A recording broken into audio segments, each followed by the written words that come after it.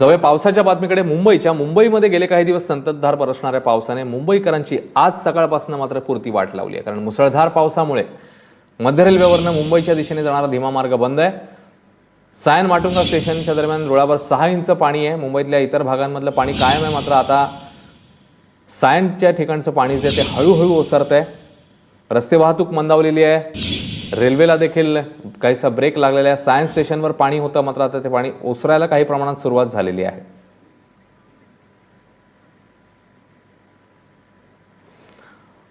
मुंबई महापालिकेचे अतिरिक्त आयुक्त संजय देशमुख आपल्यासोबत आहेत। देशमुख सर, आत्ताची पावसाची स्थिती आणि एकूणात तुम्ही केलेल्या उपाययोजना याच्याबद्दल काय सांगाल?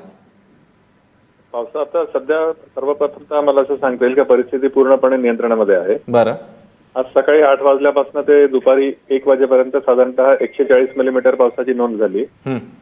परंतु यामध्ये सकाळी साधारणतः 10 ते 11च्या दरम्यान पावसाचा जोर होता, तो अतिशय तीव्र होता आणि 1 तासामध्ये साधारणतः 50 मिलीमीटर पावसाची नोंद त्या दरम्यान झाली।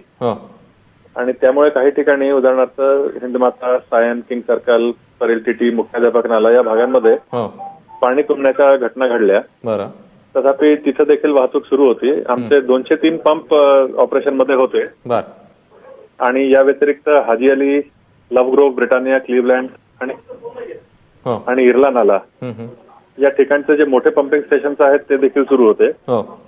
बीएसटी बस सर्व्हिस सुरळीत सुरू होती। सेंट्रल रेल्वेची सेवा जी आहे ही काही काळाकरता फास्ट ट्रॅकवर बंद होती, परंतु आताच आमच्याकडे जी माहिती आलेली आहे त्यानुसार सेंट्रल रेल्वेच्या फास्ट आणि स्लो दोन्ही ट्रॅक सुरू आहेत। आमचा वॉर्ड स्टाफ जो आहे 24 वॉर्ड मधला तो पूर्णपणे परिस्थितीवर नियंत्रण ठेवून आहे आणि जागेवर आहे। या व्यतिरिक्त इतर ज्या आमच्या यंत्रणा आहेत, उदाहरणार्थ फायर ब्रिगेड वगैरे, फ्लड रेस्क्यू टीम्स वगैरे, या सर्व सतर्क आहेत। आणि हायटाईड जी होती दुपारी 2 वाजता ती आता ओसरायला सुरुवात झालेली आहे। 4.5 मीटरची ही हायटाईड होती आणि ही साधारणतः पुढच्या 2 तासामध्ये मोठ्या प्रमाणावर ओसरेल आणि त्यामुळे नाल्यांमध्ये जे पाणी आहे हे सहजपणे समुद्रामध्ये जायला सुरुवात होईल। परंतु हायटाईड होईल याप्रमाणे स्टँडर्ड ऑपरेटिंग प्रोसिजर असते, त्याप्रमाणे आपण दरवाजे बंद केले होते आणि त्यावेळी जे पाणी नाल्यांमध्ये साठलेलं होतं हे या 6-5 पंपिंग स्टेशनच्या मदतीने आपण समुद्रामध्ये फेकायला सुरुवात केली होती। बरं, साधारणतः 3 ते 4 पंप्स तिथे ऑपरेशन मध्ये होते आणि प्रत्येक पंपाची क्षमता ही 6000 लिटर प्रति सेकंद अशी होती। आणि त्यामुळे पाणी ते समुद्रामध्ये तात्काळ आपण टाकू शकलो। ठीक आहे।